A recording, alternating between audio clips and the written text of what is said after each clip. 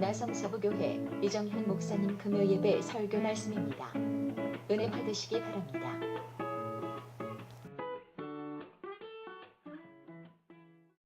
자, 오늘은 야곱 시리즈 제일 첫 번째, 지난번까지는 이삭에 대하여 말씀을 드렸습니다. 오늘은 야곱 제일 첫 번째, 동생보다 못한 형, 이런 제목으로 말씀을 공부합니다. 믿음은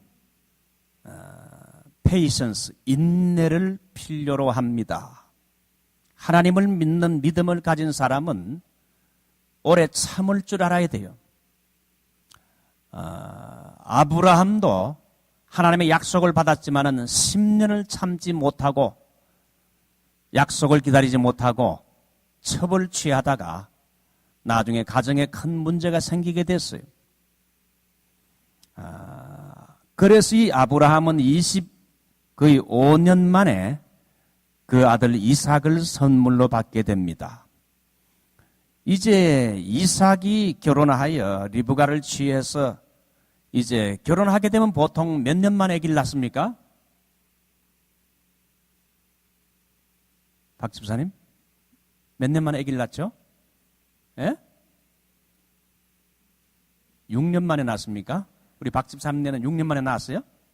그거 참 고민 많이 하셨겠네, 그죠? 우리 피 집사님 몇 년 만에요? 여기는 16년. 16년. 저는 1년 반 만에 낳았는데, 하여튼, 보통 결혼하게 되면 1년 반, 길면 한 2년 만에 첫 아이를 대개 출산하게 됩니다. 예. 예. 그런데 이 야곱은 오늘 보면 몇 년 만에 아기를 낳습니까?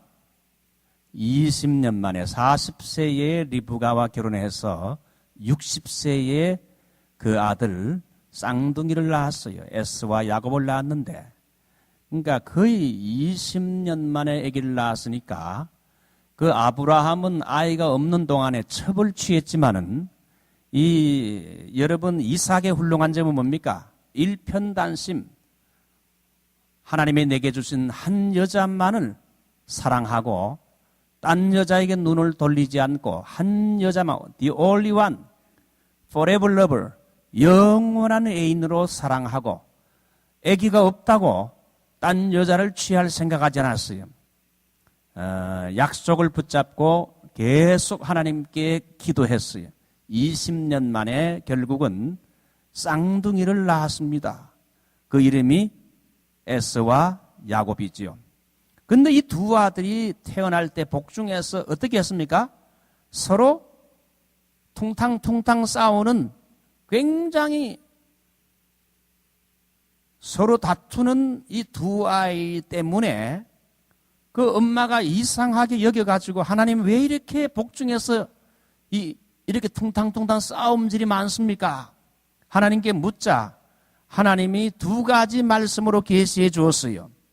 첫째는 두 아이가 앞으로 태어날 텐데 한 애가 아니라 두 아이 쌍둥이가 태어날 텐데 장차 두 민족을 이룰 것이고, 그리고 이 둘이 서로 다툰다는 것은 장차 두 민족 간의 적대 관계를 맺을 것을 예표하는 것이라. 그러면서 큰 자가 장자지만은 큰 자가 찾아 작은 자를 오히려 어떻게 한다고요? 섬기게 될 것이라고 예언적으로 리브가에게 말씀을 해주었어요. 이 계시는 인간적으로 볼 때 첫째 아들 장자를 무시했다는 점에서는 불합리하게 보일지 모르지만은 하나님은 자기 자신의 자유로운 의지에 따라서 둘째 아들인 야곱을 어떻게 했습니까? 선택했어요. 선택. 여기에 선택 사상이 나와요. 이것이 로마서 9장 13절에 나오는데, 기록된 바 내가 야곱은 사랑하고 에서는 미워하였다 하심과 같으니라. 하나님이 두 아들 중에 야곱을 사랑했다는 거예요. 이 에스를 미워했다는 건 야곱보다는 사랑하지 않았다 그런 뜻입니다. 야곱을 더 하나님이 사랑했다. 에스가 혹은 야곱이 훌륭해서가 아니고 하나님의 무조건적인 선택이었다는 겁니다. 여기에 하나님의 선택 사상이 나오게 됩니다. 하나님이 많은 사람 가운데 아브라함을 선택해서 이스라엘의 조상으로 믿음의 조상으로 선택한 것처럼 하나님이 이 두 아들 중에 한 사람을 선택했어요. 하나님께서 여러분을 부르신 것은 수많은 사람 가운데 하나님이 여러분들을 천에 하나 만에 하나 뽑고 선택한 줄 믿습니다. 우리를 성도로 부르시고 또 하나님의 귀한 일꾼으로 세우신 것은 내가 잘나서 훌륭해서 내가 똑똑해서가 아니고 하나님의 은혜요, 하나님의 선택이라. 자, 그래서 이 선택 사상은요, 이 장로교회에 여러분 신학이 두 가지가 있는데요. 제일 먼저는 칼빈주의 신학이 있는가 하면 두 번째는 알미니안 신학이라 이런 계통이 있어요. 한번 따라할까요? 칼빈주의, 알미니안. 칼빈주의가 한마디로 뭐냐? 뭐 예정 뭐 이런 거 말할 필요 없고 칼빈주의 하게 되면 한마디로 여러분이 신학교 안 가도 여러분 배울 수 있는 칼빈주의가 한마디로 뭐냐? 하나님의 절대 주권 사상이에요. 하나님의 절대 주권 사상. Sovereignty of God. 하나님의 절대 주권. 알미니아는 뭐냐? 인간의 자유의지를 강조하는 그런 신학입니다. 예를 들게 되면 칼빈주의는 구원은 전적으로 하나님의 주권에 달린 것이다. 알미니안 신학은 그게 아니고 하나님이 구원을 주셔도 인간이 코퍼레이션, 협력을 해야 자유의지를 가지고 받아들이고 협력을 해야 된다. 그래서 합리적으로 볼 때는 상당히 알미니안 신학이 맞는 것 같은데 그러나 성경 전체를 깊이 연구해 보게 되면 알미니안이 아니라 우리 장로교에서 말하는 칼빈주의 신학이 더 비블리컬하다. 성경적이다. 할렐루야.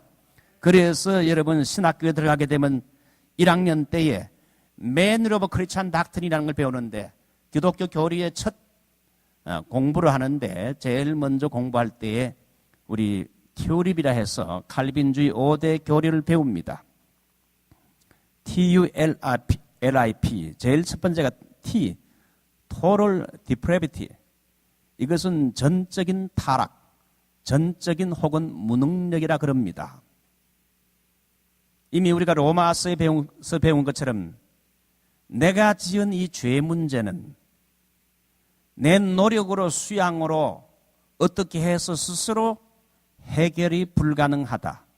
나는 완전히 타락했기 때문에 죄 덩어리 인간이기 때문에 내가 내 스스로 내 죄 문제를 해결할 수 없다. 전적으로 타락했다. 전적으로 죄로 인해서 무능력해졌다는 것이 제일 첫 번째 칼빈주의 첫 번째 교리요.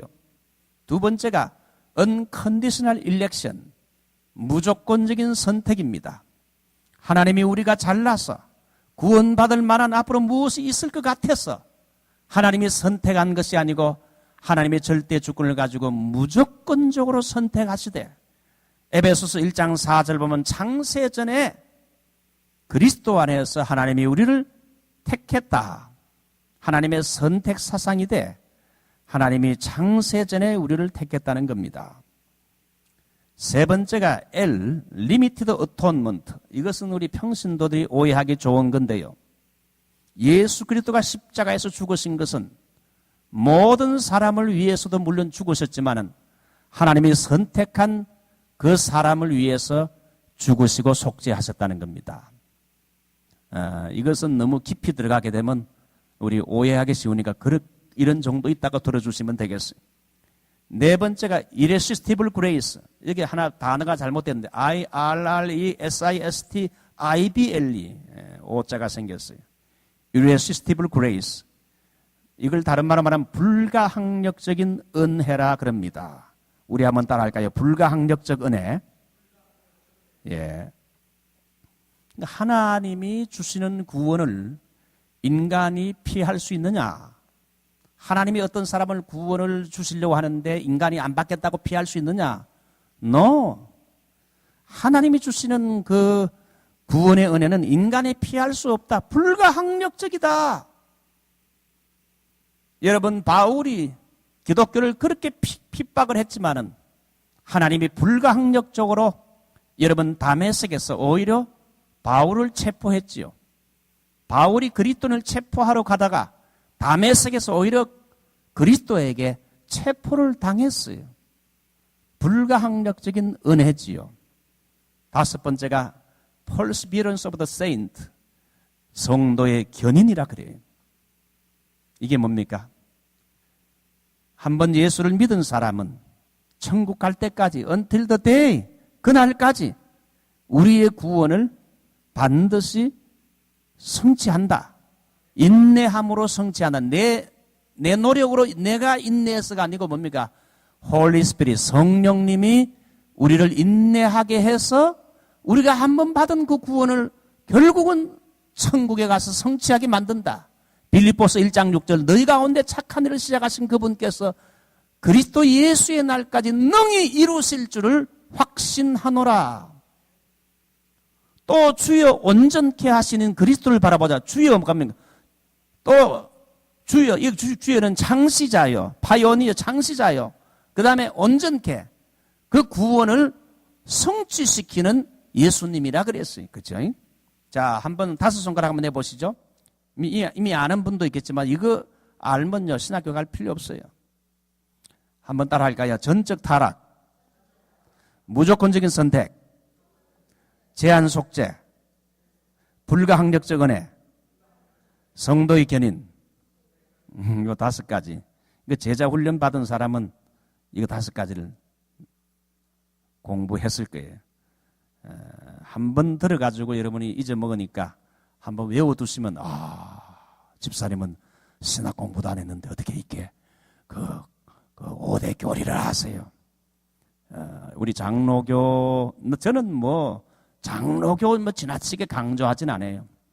제가 장로교 신학 공부를 했고, 정통신학을 했지만은, 장로교를 자랑하는 게 아니고, 가장 성경적으로 가르치기 때문에 제가 자긍심을 가지고 있어요. 그래서 여러분, 무조건적인 두 번째 선택. 하나님이 에스와 야곱, 여러분 솔직히 그 에스가 더 남자답습니까? 야곱이 남자답습니까? 예? 에스는 어떻습니까? 막 가슴에 털이 북실북실하고 말이죠. 예? 에스는 또 수염이 확 나고, 근데 야곱은 턱에 수염도 안 나, 가슴에 털도 없어, 사냥도 잘 못해, 운동도 못해, 비리비리한 게 말이죠. 꼭 무슨 배삼노이 같이 이렇게. 이거 제가 이런 말 하지 마라 그랬는데 우리 집사람이. 예. 예. 어떻게 보면 좀 비리비리하고 남자답지 못하고, 어떻게 보면 사람이 쫀쫀하게 보이는 그런 스타일이 이 야곱인데, 인간적으로 볼 때 훨씬 에스가 남자답고, 정말 호탕하고, 싸움 잘하고, 사냥 잘하고 말이죠. 훨씬 더 인간적으로 볼 땐 에스가 더 출중한 것처럼 보이는데, 야곱은 엄마 치맛자락 붙잡고 말이죠. 맨마다 따라다니면서 부엌에서 왔다 갔다 하고 말이에요. 그러니까 이게 야곱은 별로, 그런데 하나님은 그런데 야곱을 선택해서 사랑했다 그랬어요. 하나님이 저와 여러분들을 수많은 사람 가운데 선택해서 예수 믿게 하신 것, 하나님의 은혜인 줄 믿습니다.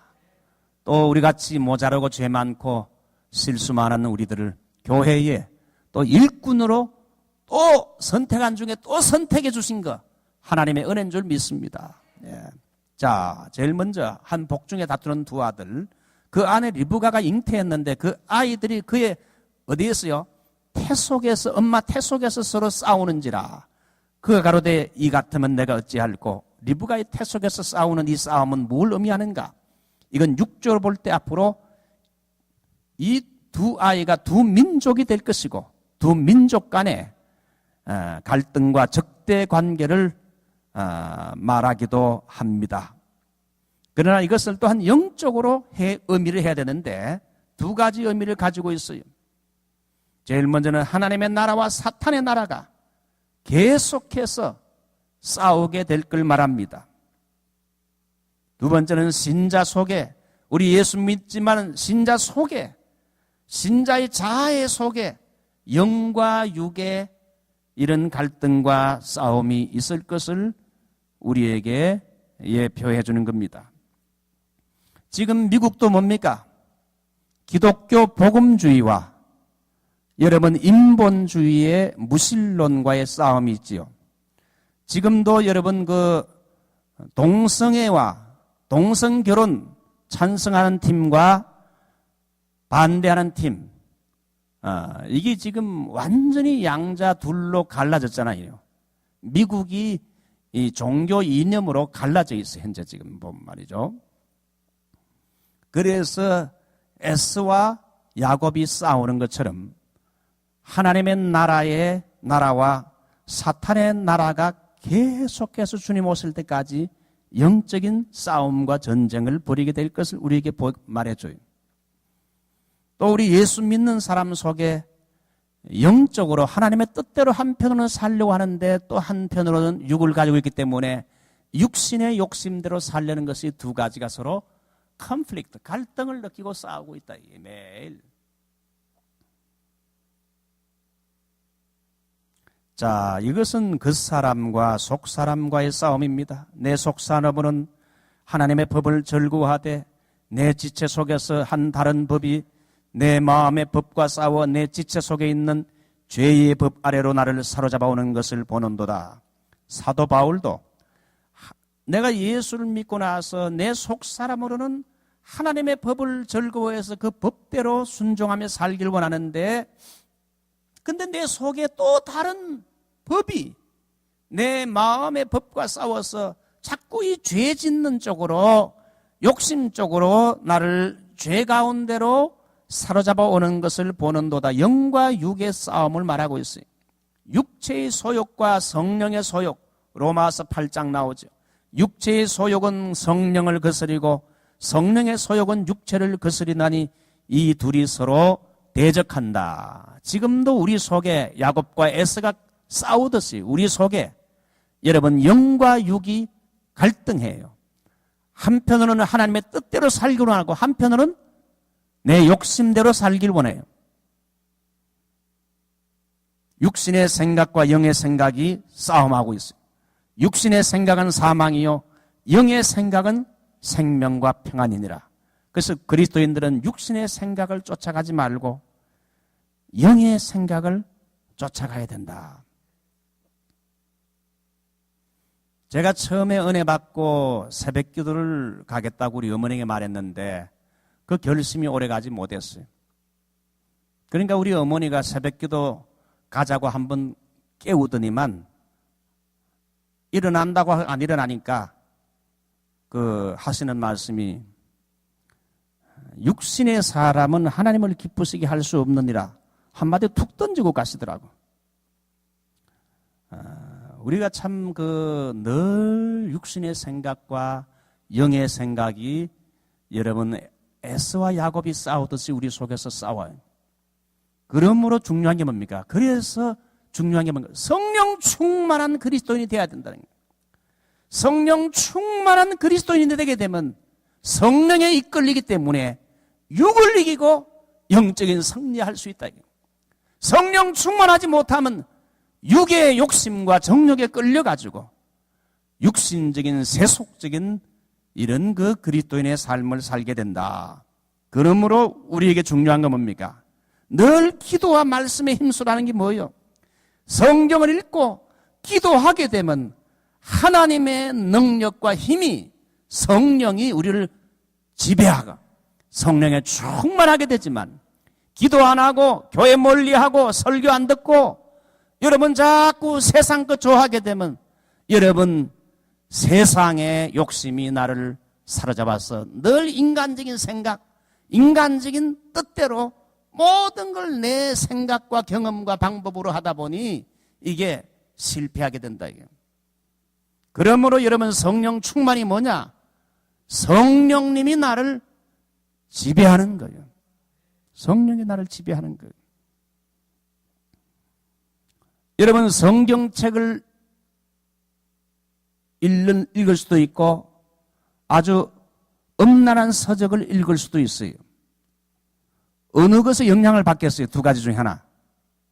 그 읽는 것에 영향을 받게 돼 있거든요. 마찬가지요. 그래서 이 새벽 기도가 참 좋은 건요. 새벽에 나와서 말씀을 듣고 기도하게 되면 새벽에 영력을 얻어가지고 하루를 말씀과 기도로 시작하게 되면 성령 충만해서 하루를 영적 전쟁 같은 하루에서 승리할 수 있다. 할렐루야. 이 새벽에 나온 사람들만 알 거예요. 새벽에 안 나온 사람은 이게 무슨 말인가 이해가 안 될 수도 있어요. 자, 두 번째, 동생보다 못한 형입니다.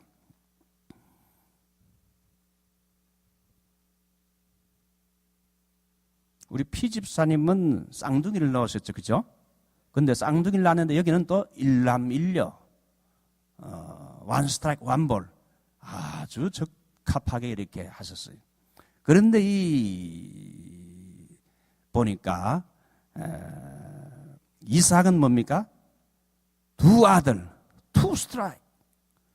요즘은 딸을 낳으면 스트라이크라고 합니다.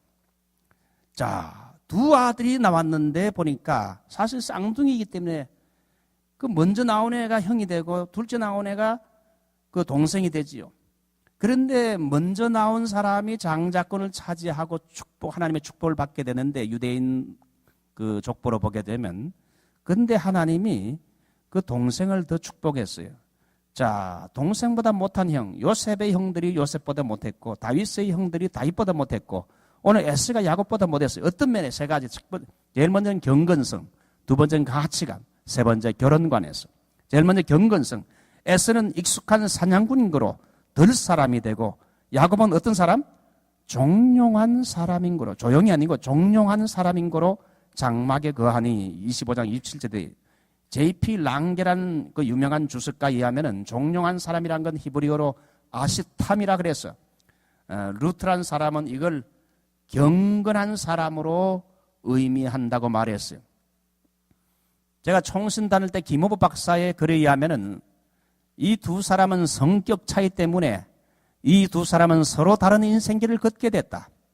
야곱은 조용한 성격을 가지고 있어서 늘 집안에서 어머니 치맛자락 붙잡고 그리고 아버지 어머니 옆에 자주 집안에 주로 많이 있고 책을 읽고 그랬어요. 그런데 에서는 외향적이라 늘 밖에 나가 지내기를 좋아했어요. 무엇이 성격이 좋다 나쁘다 말할 수는 없는 거지요. 그런데 배가 고파 죽을 지경이 되었어야 집에 찾아오는 사람이 바로 에서였어요. 하루 종일 밖에 나갔다가 사냥하고. 그런데 이것이 잘못되고 좋다고 이기 전에 이것이 에서에게는 치명적인 결점이 된 것은 그것 때문에 늘 밖에 싸돌아다니고 집안에 있지 않기 때문에 부모의 뭘 받을 수 있는? 교육을 받을 수 있는 많은 기회를, 부모의 신앙적인 지도와 교육을 받을 수 있는 기회를 많이 놓쳤어요. 그 야곱은 어머니 치맛자락 붙잡고 부엌에 왔다 갔다 하고 좀 어떻게 보면 남자가 남자답지 못하고 사냥도 못하고 호탕하지 못하고 하기 때문에 좀 그런 면이 있었지만은 그래도 부모하고 같이 자주 있었기 때문에 부모의 간정도 들었고 부모의 여러 가지 정말 교훈도 많이 받고 부모와 교제할 수 있는 교육을 받을 수 있는 기회가 많았다 이게. 그렇게 훌륭했던 아버지 이삭과 경건한 어머니 리브가의 영적인 감화를 받지 못하고 자란 사람이 되고 말았어요. 그래서 신령한 영적인 축복은 놓쳐버렸어요. 경건성에 있어서는 바로 이 형이 동생보다 못했다는 거예요. 아버지의 영적인 감화를 많이 받지 못했다는 겁니다. 두 번째, 가치관에 있어서 못했어요. 세상적인 가치냐 영적인 가치냐. 에서는 사냥하고 들어왔을 때 너무 배가 고팠어. 눈에 띄는 향기롭고 맛 좋은 음식 팥죽에 강한 유혹을 받았어. 야곱이 그에게 제안한 교활한 조건, 형 장자권하고 바꾸자. 그래서 맹세까지 하면서 그의 장자권을 쉽게 포기했어요. 장차 다가올 장자권의 신령한 축복과 가치보다 당장 배고픔을 달래줄 눈에 들어오는 찰나적인 확실한 팥죽 한 그릇에 더 매료가 됐어. 내가 죽게 됐으니 이 장자의 명분이 내게 무엇이 유익하리요? 그래서 영적인 가치보다도 당장 내 눈앞에 들어오는 그 팥죽을 통해서 내 이 배고픈 걸 해결하는 데 더 관심을 가지고 육적인 가치를 더 추구했다 이거예요. 오래전에 크리스찬 센츄리란 잡지에 뒤틀린 가치관이라는 특집이 실린 적이 있었는데 그 속에는 이런 이야기가 있어요. 미국에서 과거에 우상화됐던 가수 엘비스 프레슬리가 1시간 노래 부르는 대가가 12만 5천 달러. 이 금액은 뭐 지금은 별로 안 되지만은 옛날에는 뭐 이 한 10배, 20배 되는 것 같아요. 이 금액은 미국 대통령이 1년 동안 받는 월급이요. 미국 대법원장의 연봉의 3배가 되는 액수고 3천 명의 피난민을 구제할 수 있는 금액이라고 합니다. 그러면서 가치관이 전도된 세상을 경고하고 있어요. 지금 여러분 야구 선수 그 류현진이가 여러분 1년에 얼마 받습니까? 1년에 3천만 불이 아니고 1년에 300만 불입니까? 그렇죠. 1년에 한 300만 불에서 350만 불. 우리 피집 사람은 1년에 얼마나 법니까? 한 100만 불 정도 됩니까? 우리는 여기서 뭐 날고 기고 투짭들이 짭뛰어도 뭐 1년에 10만 불도 채 안 되는 경우가 많잖아. 그죠? 뭐 여기 와서 보통 사람들이 특별한 이런 기술 없이 여기 와서 한 달에 뭐 5, 6천 불 벌면 그저 겨우 입에 불칠이나 하고 그 살지요. 그런 사람 뭐 1년에 그래 봤자 뭐 연봉 5만 불, 7만 불, 많아야 10만 불 정도 보통 사람들이 버는데 이건 뭐 한 번 던지면 뭐 몇천 불 그래가지고 뭐 350만 불 버는다 그러니까 이게 뭔가 미국의 가치관이 잘못된 거 아닙니까? 그러니까 어쨌든 뭐 여러분 타이거 우즈 이거 섹스광 아니요? 좀 미친 놈 같죠? 결국은 이혼을 했지 않습니까? 이 사람이 뭐 한번 뭐 라운드에 나가가지고 한번 라운드에 나가서 한번 골프 해가지고 한번 우승하면 보통 몇만 불입니까? 데리고 보니까 100만 불에서 150만 불 한 번 우승하면 그렇게 받더라고. 아니 무슨 상금을 그렇게 많이 줘? 한 2, 3만 불 주면 될 걸 100만 불, 150만 불 주더라고. 이건 뭔가 이게 지금 세계가 잘못 흘러가고 있는 거 아니에요? 성실하게 일하는 사람들이 그러니까 그런 걸 보게 되면 뭐 일하고 싶겠어요? 그러다 보니 요즘 사람들은 다 스타가 되려고 해요. 이 스타가 뭡니까? 스스로 타락한 사람. 이 스타가 돼가지고 어떻게든 돈을 벌어야 된다. 일약천금을 쥐려 그래요. 돈만 되면 뭐든지 할 수 있겠다. 그러는 세상 아니에요. 그래서 돈만 많이 준다면 처녀가 종조도 팔고 뭐든지 신앙도 팔아먹는 세상 아니에요. 현대에는 생명 없는 일, 무가치한 일에는 많은 걸 지불하고 가장 가치 있고 영원한 것을 무시하는 뭐 싸이가 뭐 그거 해가지고 큰 집도 사고 뭐 엄청난 돈을 벌었다는 말을 들었어요. 강남 스타일이 아니라 우리는 뭡니까? 예수 스타일이 돼야 할 줄 믿습니다. 성경 스타일로 성경대로 믿는 스타일이 돼야 될 줄. 뭐 강남 하지 말라고요. 우리는 그저 예수 스타일로 성경 스타일로 우리는 가야 된다 이거죠. 오늘날 여러분 이것이 뭘 말합니까? 가치관, 밸류 시스템이 뭔가 트위스트 됐다 이거죠. 혼돈된 세상에 살고 있다. 정말 가치 있는 건 뭐냐? 예수 그리스도 가장 가치 있는 것이요. 그리스도가 최고의 가치요. 두 번째는 뭡니까? 하나님의 말씀. 이 세상이 없어져도 영원히 변치 않는 하나님의 말씀이 최고의 가치라. 세 번째는 사람의 영혼. 여러분, 사람의 영혼이 최고의 가치라. 그리스도에게 투자하고 말씀에 투자하고 사람의 영혼에 투자하는 것이 가장 가치 있는 투자를 할 수 있어요. 그러므로 사람의 영혼, 아이들을 잘 하나님 말씀으로 가르치는 것. 오늘부터 우리 주일학교 전도사님이 오셔가지고 우리 이제 주일학교 아이들을 이게 또 가르치고 있어요. 그 철없는 아이들 가르치는 거, 그거요 하나님 앞에서 가장 가치 있는 거예요. 여러분의 아이들을 신앙으로 잘 가르치는 거. 두 번째는 예수 믿지 않은 불신자들 전도해서 구원해내는 거. 이벤젤리즘. 가장 가치 있는 거예요. 한 영혼이 주님께로 돌아오는 것 당장. 그 다음에 세계 선교. 여러분 잃어버린 영혼을 향해서 또 나가서 선교하는 거. 이거야말로 가장 가치 있는 것이다. 이거예요. 근데 오늘날 수많은 사람들이, 젊은이들이 세상적인데, 폐쇄적인데, 그저 돈 되는 것이 돈하고, 프라이스하고, 여러분, 밸류하고는 달라요. 그래서 이 가치 있는 것에 내 인생을 인베스트 투자해야 되는데, 오늘날 사람들은 돈 되는 거에다가 내 인생을 투자하는 사람들이 얼마나 많아요. 요즘 의사도 보게 되면 돈 많이 버는 성형외과입니까? 성형외과. 미국에서는 마취과 의사가 돈 제일 많이 번다 그래요. 마취과 의사. 제가 오렌지 카운티에서 목회할 때 그 장로님이 그 마취과 의사였어요. 마취과 의사. 마취과 의사가 목사님 돈 제일 많이 법니다. 정말 그렇다고 하더라고요. 그분들은 그저 한 시간에 한번 쫙 하게 되면 뭐 200~300불 이렇게 딱 번. 아이고, 우리는 하루 종일 일해도 70불, 100불도 못 버는데 한 시간에 그냥 200~300불. 와, 이 의사들 말이죠. 전문인들. 자, 그래서 야곱은 평상시에 장자의 명분과 축복의 귀중성을 깨달아서 자기가 동생이기에 얻지 못함을 억울하게 생각했어요. 그는 후에 아버지를 속이는 비열한 방법으로 그 축복을 빼앗긴 하나 하나님은 그토록 신령한 축복을 간절히 사모하는 야곱을 사랑했어요.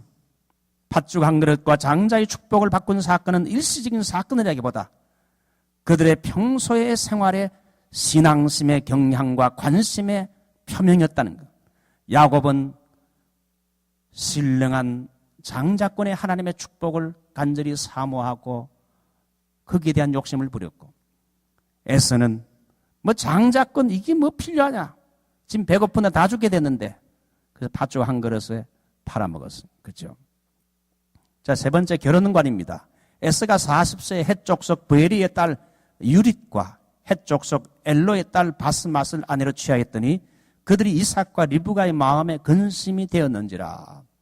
큰형 에서는 40살이 됐을 때 이방 여인, 그것도 한 여자를 취한 게 아니라 두 여자를 취해서 아내로 취했는데 이삭과 리브가의 마음에 근심을 줬다 그랬어요. 에서는 결혼관이 지극히 세속적이었죠. 신앙에는 별로 관심이 없고 육체의 미모와 육체적인 모습만 보고 세상 방식대로 따라갔어요. 한 여자로 만족하지 않고 또 딴 여자 한 사람을 더 뒀어요. 둘을 두고 결혼했어요. 완전히 그 당시의 세속적인 방법이라. 이방인의 딸 둘을 아내로 얻었고 그로 인해서 부모는 크게 슬퍼하게 됐어요. 그러므로 우리는 자녀들에게 어릴 때부터 신앙교육을 단단히 말씀으로 심어줘야 돼. 성경적인 결혼관을 청소년 때부터 결혼시켜서 너는 반드시 예수를 믿는 사람과 결혼해야 된다. 불신결혼하면 안 된다. 이렇게 주입을 시켜서 크리스찬과 결혼하도록 바로 가르쳐야 돼. 왜 아멘 안 합니까? 이거 뭐 닥터만 되면 무조건 웰컴입니다. 그러면 안 됩니다. 여러분, 아무리 사이될 사람이 닥터라 그래도 돈 연봉 20만 불 30만 불 번다 그래도 예수 안 믿으면 NO! 할 수 있어야 돼요. 부모들이 안 믿는 걸 알면서도 그래 니 좀 해라. 정신 나간 부모 아니요. 정신 차려야 돼요. 어차피 여러분 불신 결혼했으면 그 며느리나 그 사이를 예수 믿게 해야 돼. 철저하게 교회로 인도하게 해야 된다. 너희는 믿지 않은 자와 멍에를 같이 하지 말라. 의와 불법이 어찌 함께하고 빛과 어두움이 어찌 사귀고 그리스도와 벨리알은 마귀죠. 마귀가 어찌 조화되는가. 믿는 자와 믿지 않은 자가 어찌 상관하며 하나님의 성전과 우상이 어찌 일치하리요. 믿지 않은 사람하고 결혼하는 것은 소가 두 마리가 결의가 돼야 되는데 소하고 말을 결의하는 것 같아요. 인생관, 가치관, 신앙관이 세계관이 다르기 때문에 이게 결혼이 뒤틀어진다는 거예요. 그래서 가능하면요, 어려서부터 예수 믿는 사람하고 하면 더 좋고, 최소한 예수를 나의 구주로 영접한 사람과 여러분 최소한 결혼해야 돼. 그래서 우리 그 목사는요, 믿지 않는 불신자하고 결혼하게 되면 결혼 주례를 안 합니다. 그래서 반드시 세례 받은 걸 확인하고 결혼 주례해요. 어떤 때는 좀 지나치다 할지 모르지만 그렇게 해야 돼. 그래서 오늘 여기 성경 보게 되면 전체적으로 에서는 형이었지만은 동생보다 못했어요. 경건한 신앙적인 면에도 그랬고, 그 다음에 두 번째는 가치관, 영적인 가치관의 선택에도 그랬고, 결혼관에도 그랬어요.